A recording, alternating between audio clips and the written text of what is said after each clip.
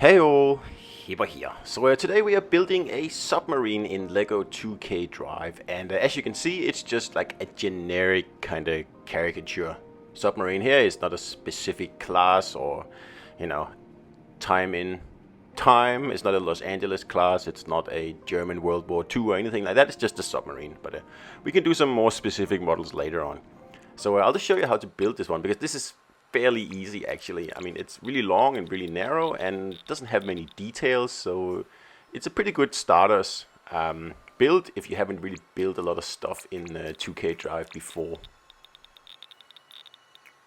Now the more I use this building tool here, the more impressed I get, because they just seem to have really thought about everything. I mean, the only thing I can really put a little bit of dirt on here is the fact that sometimes it's a little bit hard to get a brick below another brick if you want to, attach it from the bottom.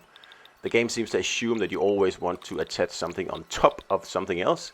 And of course it's possible, but it takes a little bit of wiggling and a little bit of getting the game to understand, hey, I actually want to put this under the brick, not on top of it. And there's ways around it, but that's the only downside to this builder here that I've found so far.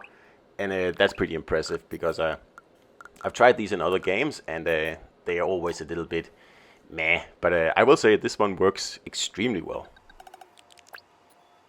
So I remember when I was younger that building something that was round or had, curved surfaces was always an issue in LEGO, because the bricks were, at least in the early days, by nature, kind of square. And if you were really, really lucky, you would have some triangular ones where you kind of, edge closer to a circle. But these days you can actually make something that's completely round if you really want to. We don't need this submarine to be completely round though. That's going to make it look weird. So we're going to make the top of it a little bit flat, so we can have the conning tower and everything here looking a little bit more natural. If we build a Los Angeles class later on, I might actually change this to make it look a little bit more LAE. But as it is, we're just making like a generic weird submarine here, so this'll do. As with all LEGO builds, the devil is in the detail, because if you go too detailed, it's going to look weird, and if you don't put enough detail, it's also going to look weird. And all the details you have to plan for. Of course, this is easier in the game here, because as I've mentioned a few times before, you can just switch out bricks as you go. So if you build a huge thing and the brick right in the middle needs to be changed for a different brick, you can just remove it and add another brick in the game here without actually breaking or removing or disassembling anything. And that makes building models actually very, very easy, at least compared to doing it in real life, where like if you forget something in the middle of a model and you're almost done, then you have to disassemble everything to get to that spot again. At least here that's not required, and it makes life a lot easier.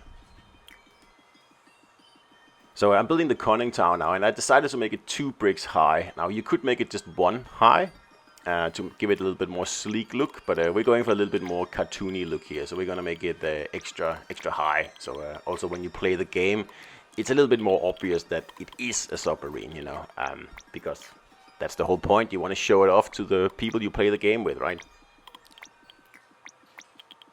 So building the boats in LEGO 2K Drive is actually more fun than building the vehicles, I think. Well, they are vehicles, I guess, in some way, but building the cars and trucks and whatever you have, because I like the controls on water in this game. I think they're very smooth and also very, they just feel very good. It's hard to explain, but especially if you use the template that I used here, the very, very small one that's just made out of, I believe, 4 bricks. Because then you get very, very agile models. It doesn't really matter. Well, it matters, of course, how big you build them, but it matters less. So as you'll see in the end, this submarine here is actually really, really nimble and very, very fast. And you'll be able to have some good fun with it. I mean, you can do some huge jumps in this thing here, especially with the booster on. So yeah, it's definitely a fun thing to ride around in. So I guess it's no surprise that I'm working on a few boats here. And one thing I would like this game to, take on board, so to speak, is to be able to build the templates from scratch. Because as it is now, you have to pick one of 4 or 5 templates and then get going from there. and sometimes that's just unnecessary. Like, it would be better just to be able to build it yourself. So we're getting to the end here, and I'm just adding a few deck guns here. I'm adding 2 for some reason here, but you could just add 1, and you know, everything's up for interpretation in this game here. And when it comes to colors, I've kind of decided to keep this grayish. Of course, you can make it black, like most submarines are in real life, but I decided to keep the bottom gray, and then the deck kind of brownish, just to keep it a little bit more colorful than just this big black lump, because as that may be more realistic, it doesn't really look that good in game, and it's better to have at least a few colors on your model here instead of just a big black lump. You know, like a Los Angeles class, it's just black, and yeah. Anyway, like, of course you can do whatever you like. That's the whole point of the game. So we're getting to the end of the build here, and that's pretty much all there is to it. I mean, this build here takes about, I don't know, 20 minutes, half an hour to build, because it's not very intricate. There's not many details, and as long as you get the number of bricks right, you're gonna be fine. And everything is included in the game. I don't believe you have to buy any of these bricks here. I don't think so. If you have to, well, then you can win them in the game anyway. I'm just too impatient to do that. I don't really play the game, to be honest. It's okay, I guess, but sometimes I just get enough of the kind of simple racing there, and it's far more interesting to build the models here, I think.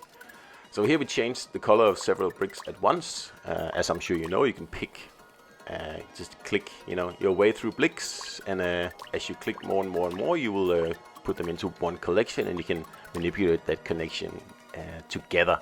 So you don't have to do everything brick by brick. I see a lot of people doing that. Just keep that in mind, that you don't have to. So that's the final submarine here, and of course you can modify this in any way that you would possibly think of. I mean, there's literally endless possibilities of building submarines in this game, and this is just one version. Kind of simple version, I'll give you that, but we'll do some more interesting ones as we get, you know, further into the game. So let's just take it out and see how it actually performs out in the real world, right? So we go into the test drive section here, and just wait for the small load screen, and there we go. And I mean, it sits pretty nice in the water. It could be a little bit lower, but I mean, if it was, then you wouldn't really be able to see the model anyway, so I guess it's okay. But see those huge jumps you can do in this thing, because it's really agile, and it's fairly light, and it's also long and narrow, and apparently that gives you good speed in this game here, something to keep in mind. So I hope you enjoyed this video, guys, and I'll see you out there.